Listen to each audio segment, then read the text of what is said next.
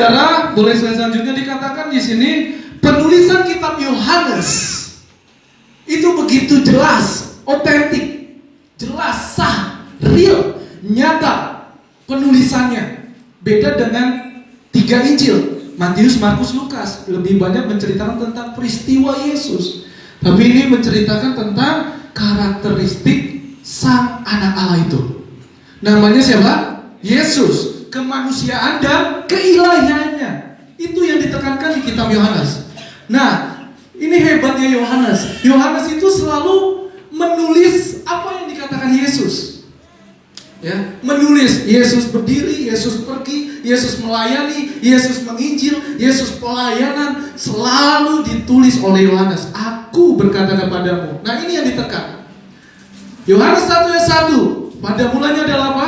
Firman. Firman itu bersama dengan Allah. Nah, makanya dikatakan aku ini. Yang kedua, akulah roti hidup.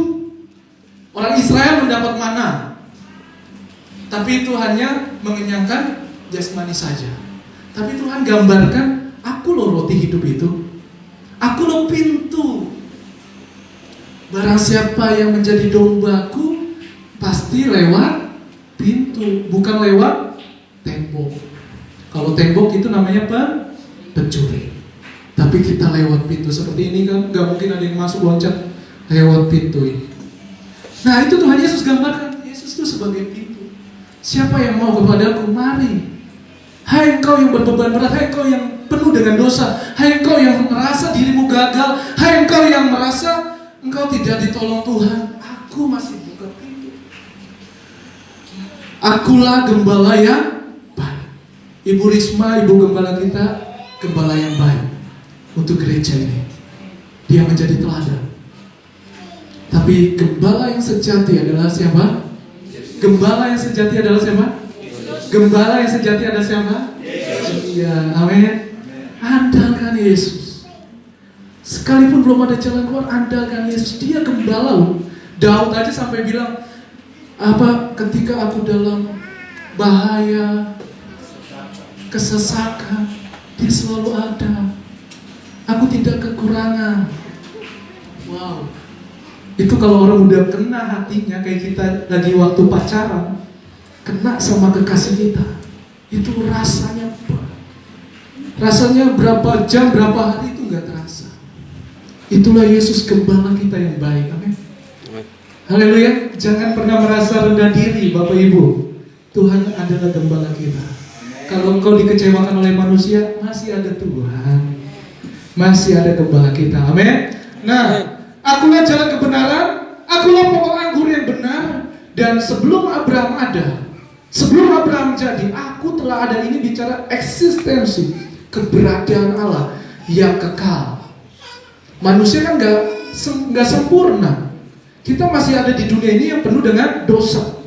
Kita gak bisa melihat Allah yang begitu sempurna. Saya waktu naik pesawat, ya puji Tuhan, Tuhan mempercayakan saya sebagai penginjil. Ya, saya sudah dipercayakan Tuhan melayani di NTT. Saya sudah melayani di Palu. Waktu gempa bumi Palu, saya ngerasain. Itu gempanya bukan begini, tapi begini. Gempanya tiba-tiba. Tapi kami buat persekutuan, doa, menyembah, doa, pelayanan, ya, di satu base camp kita. Saya lihat jelas Palu itu habis semua, nggak ada yang indah lagi, kota mati, tenggelam dimakan, likuifasi. Jadi tanah itu mencair, masuk semua. Saya lihat jelas, banyak mati di sana. Kita berdoa, kita melayani di situ. Saya jadi relawan. Ya, banyaklah cerita kalau kesaksian nggak cukup. Yang ketiga, saya baru pulang dari Aceh waktu Agustus lalu. Bapak Ibu, kita sini masih enak, masih bisa nyanyi, pakai musik. Di sana di Aceh, apalagi Aceh Barat, itu maaf kata, pakai celana pendek aja laki, nggak bisa. Kalau orang baru langsung ditanya, kepo, ya.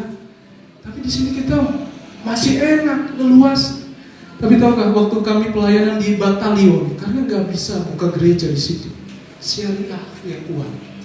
kita berdoa supaya Tuhan hancurkan roh agamawi. Ya, roh agamawi itu. Nah, kita berdoa di situ. Saya nangis, saudara. Buat Aceh. Aceh tsunami, ya ada 101 pulau hilang, beberapa pulau. Saya pelayanan di sana. 1 hari panas. Wah, serba kagak enak melayani Tuhan. Tapi Tuhan selalu kasih kita kekuatan. Amin. Ya. Makanya ikut Tuhan, kalau Yesus berarti buat kita, jangan cari untung kita mulu, Pak. Kalau kita cari untung, kapan Tuhan diuntungkan? Tuhan kan mau kehendakmu jadi, bukan kehendakmu. Amin. Ya. Jadi kalau Yesus berarti buat hidup kita, ini sudah tertulis. Yesus berkata sendiri, aku. Ya. Itulah kehebatan Yohanes, dia selalu mencatat. Tahukah saudara, orang Farisi tidak suka dengan Yesus karena dia menganggap dirinya Allah. Tapi Yesus dengan terang-terangan berkata, dia berkata, akulah jalan kebenaran. Karena kalau hukum Yunani, saudara, itu bahaya, bisa dihukum mati. Karena menyebut nama Allah itu gak boleh sembarangan. Kita sekadang menyebut Allah sembarangan. Hidup dalam dosa, wah, ada Yesus, darah Yesus. Hati-hati Bapak Ibu, itu ada kuasa. Kalau kita keceplosan, minta ampun sama Tuhan. Minta ampun. Nah, akulah jalan. Kita bangga punya Yesus, amin. Kita bangga punya Yesus, amin.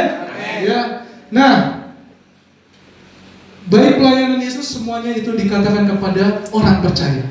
Jadi hanya kepada orang yang percaya diberitahu. Orang yang di luar Yesus nggak tahu. Ini loh harta yang paling bernilai. Ini loh harta yang paling kekal. Ini semua sementara. Saudara mau punya dunia ini, tapi harta yang paling bernilai adalah Yesus. Perkataannya bukan berarti kita nggak butuh mobil, bukan berarti kita nggak butuh rumah, bukan. Tapi bukan ini. Harta kekekalan kita adalah Yesus. Nah, dalam hal ini mengingatkan kita bahwa pandangan dunia versus kerajaan Allah. Jadi kitab Yohanes ini di mana Yesus mengajarkan ada 2 perbedaan. Dunia dan kerajaan Allah. Kalau saudara dunia pasti akan mengalami banyak penderitaan. Nah, yang pertama saya sebut 2M. Yesus berarti bagiku 2M, bukan 2 miliar ya. Bukan 2 miliar tapi 2M. M yang pertama apa nih? Kita lihat. Ya, M yang pertama adalah, boleh? Milikilah damai sejahtera. Yohanes menulis. Saudara, kita kalau dengan firman Tuhan bisa menulis, tapi bukan hanya menulis di pulpen. Masukkan hatimu. Haleluya, itu yang gak hilang. Kalau kertas kan bisa hilang. Ya, tapi kalau pulpen, kalau di hati kita, hati kita ini nempel. Nah, milikilah damai sejahtera. Hanya dalam Yesus ada damai, saudara. Ya, kita nggak tahu tahun 2020 ini apa yang terjadi, atau semenit kemudian nggak ada yang tahu. Nggak ada yang tahu. Tapi kalau engkau punya damai sejahtera, ketika engkau mulai digoncang-goncang, imanmu mulai digoncang, sehingga engkau bilang, percuma lah ikut Yesus, kagak ada apa-apa, kagak ada perubahan, kagak ada bukti nyata. Kita selalu menyalahkan Tuhan, kecewa dengan Tuhan. Kita bisa kecewa, tapi jangan kecewa itu terus-menerus, amin. Ya, jangan terus-menerus kecewa itu. Nah, damai sejahtera dikurniakan dalam Yesus. Ya, yaitu siapa? Makanya Tuhan harus pergi kepada Bapa. Karena apa? Karena Bapa itu bukan dari dunia. Kita ini anak-anak Allah bukan dari dunia ini. Sekalipun kita lahir di dunia, kita akan kembali kepada Bapa. Kita ini sementara. Makanya kenapa dia selalu menekankan ada damai sejahtera. Makanya momen Natal itu selalu dikenal dengan damai sejahtera. Makanya orang yang di luar Kristus kalau lihat orang Kristen Natalan, pasti dengarnya apa? Damai di hati, damai sejahtera. Nah, jadi Roh Kudus sendiri, pasal 14 ayat 26. Roh Kudus yang mengajar, yang memberitahukan kepada kita. Ya. Nah, di konteks ini kenapa Tuhan berkata seperti ini ya, yang tadi kita baca ayatnya, supaya kamu beroleh damai sejahtera di dalam Yesus. Sekali lagi, damai sejahtera tidak ditentukan dengan uangmu,